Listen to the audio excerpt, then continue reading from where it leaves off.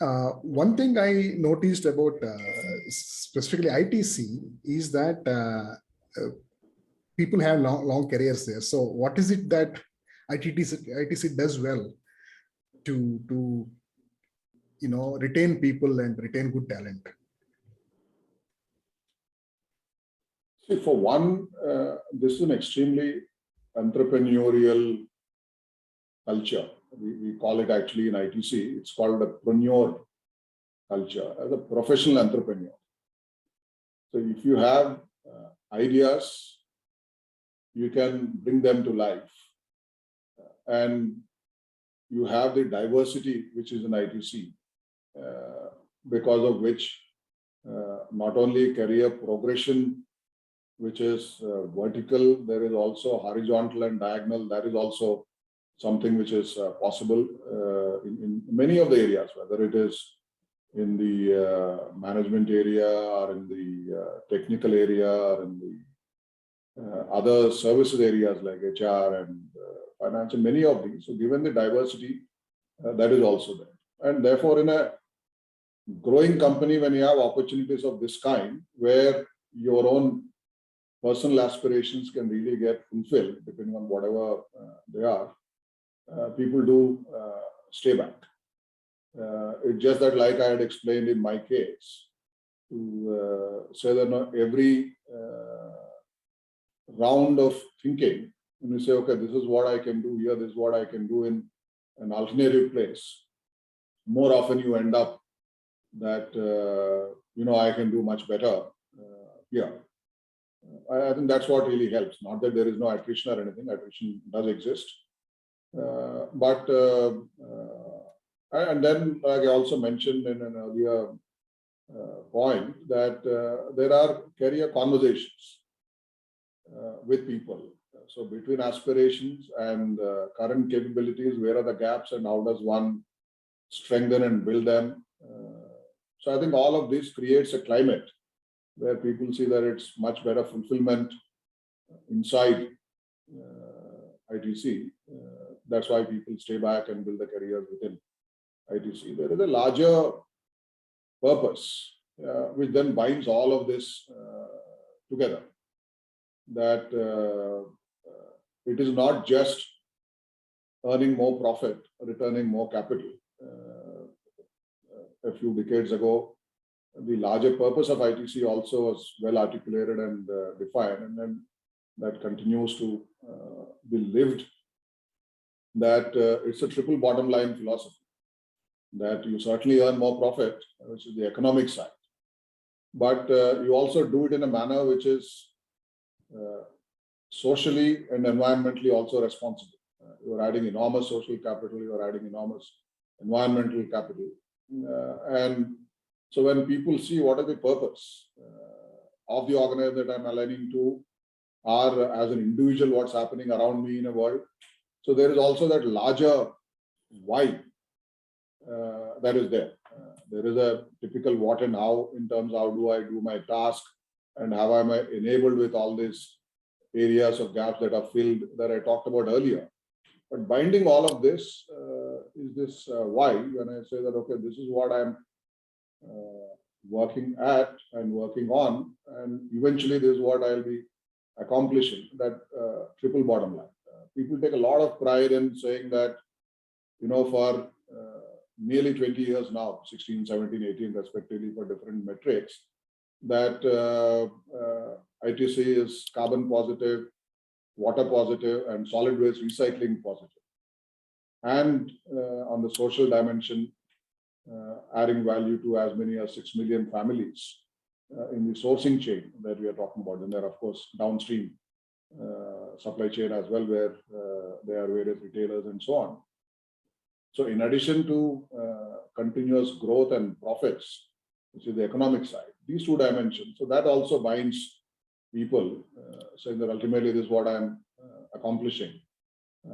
As a preneur, I have at an individual level what I can do, and the larger purpose of the company. And that's why people do stay back. Okay, good.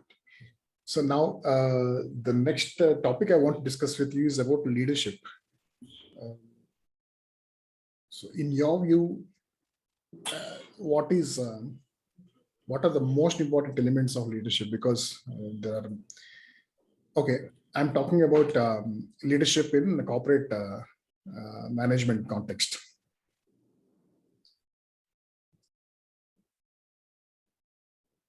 No, leadership, like we began the conversation at one level, staying the course and true purpose, there's an ultimate end vision and all of that. And when people see you have that intellectual integrity of what you are working towards, and whether it's a triple bottom line that I talked about just now in the ITC context, or in my own personal context, what are the larger professional life, and that intellectual integrity and honesty to the purpose and being true is a very, very important element from a leader's perspective, and how this is then lived. Other important aspect is that how do you really communicate this and align and inspire others in a manner that everybody sees their own aspirations fulfilled in it. It's not that someone else's dream I am fulfilling, but together we are achieving more, and in the process I'm also fulfilling my own dream. That when people get inspired like that, that's another very important element of leadership that I would say. Then of course, as you evolve in your career, you can make a choice that on this whole issue of inch and mile description, whether I'm inch wide and mile deep, I become an expert in some area, that I am literally the last word in whatever that I pick up. So you can choose a field like that and become an expert, and then you can lead. So that is one choice, depending on your own area of interest and how one pursues. And the other is the prospect of just inch deep, but you are a mile wide, by saying that by to put a productive use to that as a leader, you are actually becoming an integrator. When you are an integrator of multiple such mile deep expertise from a consumer perspective or other stakeholder perspective, and then deliver it, that becomes the other aspect of leadership. So you can be an expert in a specified area, or you can be an integrator of multiple area of expertise from a stakeholder perspective and deliver it. So operationally, this is how it translates in terms of how you're building an expertise, besides the earlier point on staying true to purpose and then inspiring everyone to see their own dreams and goals getting fulfilled as part of that. So as a leader, what did you find more challenging relative to other aspects of being a leader? See, one of the things is, how do you really demonstrate your vulnerability and be a co-learner in a journey? Quite often, the expectations from people is that you know all the answers. When you are a leader, okay, I have a problem, I come to you, and probably you'll have a solution. In today's world, which is really complex, in many of these areas, it is not as if the leader, in whatever role that one is playing, has all the answers, has all the solutions. So in a situation like that, how do you really demonstrate the vulnerability that you don't necessarily know all the answers?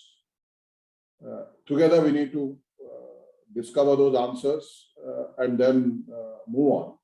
And what role you can play as potentially as a mentor, a coach that I mentioned a little earlier, or in harnessing social capital from elsewhere, are making your whole ability a little more resilient from an emotional perspective. And then together you discover. I think that aspect, first of all, it's in a normally egocentric world, if you are a leader and if you arrive and if you are more senior in an organization, you believe that I can't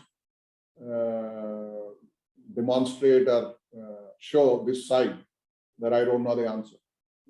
So I think that aspect is really key and not easy that I see amongst many leaders. And when you do that, in fact, people participate in a lot more interesting ideas, a lot of innovation happens. So this is an often less understood aspect of leadership. Yeah, that's a good observation. But I'm assuming that that's probably one of your strong points as a leader. So what I am curious to know is what you felt more challenging when it comes to leadership. Which aspect of leadership? Yeah, to be able to do this as a leader, so that a psychological aspect of saying that I don't know, let's search for it together. We are innovating not necessarily a best practice from yesterday, but a next practice for tomorrow. I think that whole paradigm and engaging with people and co-evolving things is something which is important and continuously, you can say, strengthening. This is one item. I don't know what you're looking for as a challenge. If I understand that better, maybe I can respond to it. Yeah. What I mean is whether you found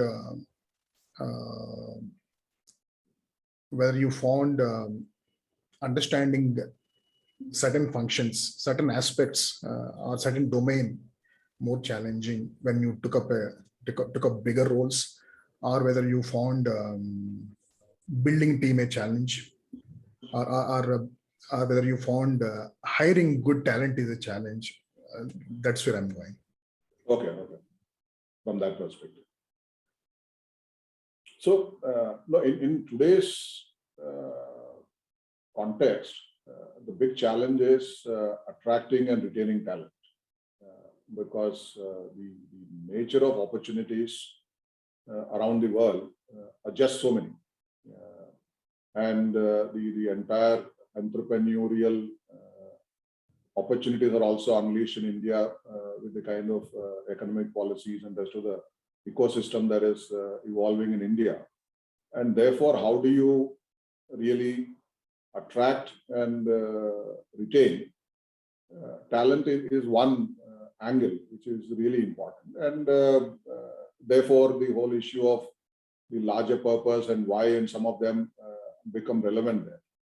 And quite often the other thing in retaining, there is always a gap between what an individual thinks he or she is capable of, has potential, and where there may be a gap before you show that professional progress to that individual. Because not everybody is 100% perfect in everything. But a self perception of somebody most often is higher than someone else's perception of what one's capability is. Now, to explain and reason with people to say, no, this gap exists and therefore this is what you need to work on, and therefore whether it is retention or whether it is progress. Somebody has worked with an offer from some other company, or another colleague has set up a startup and therefore is pulling out. To then reason out with this person saying that, no, what somebody is seeing and pulling you versus what you still need to build to be able to get similar kind of an opportunity. And that kind of an issue is often there in retention. It is this interpersonal and people issues that how do you really think also from that person's perspective and yet reason out from the managerial role that you are playing at that time and ensure that you retain. That's another ongoing kind of a struggle that exists.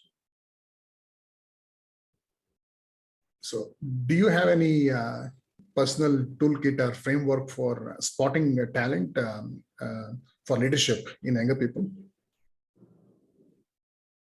So typically it is one simple element is what is the extra initiative that is taken. Every role has a boundary. And is someone really looking beyond the boundary and taking initiative to do something or to bring up something is one very important element.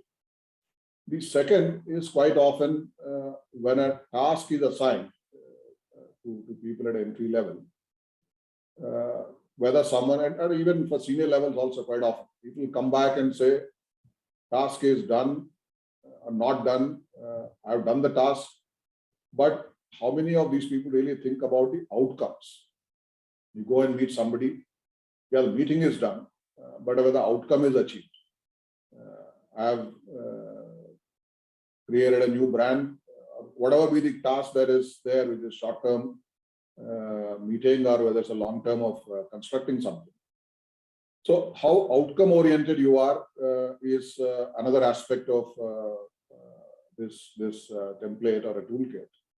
And the other piece is really in terms of this aspect of emotional resilience that I talked about in a human capital context. Is that whether somebody has that tenacity to stay until this outcome is really achieved. Because quite often you'll have hurdles along the way.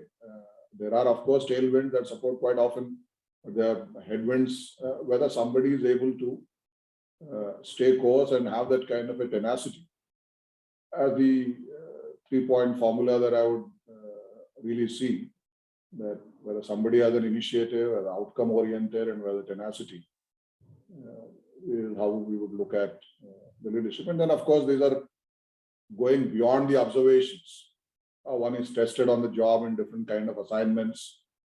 There are pillar jobs, pillar roles as they're called within ITC, to say people then get placed in those roles and see that whether these things get demonstrated. And then you take it from there.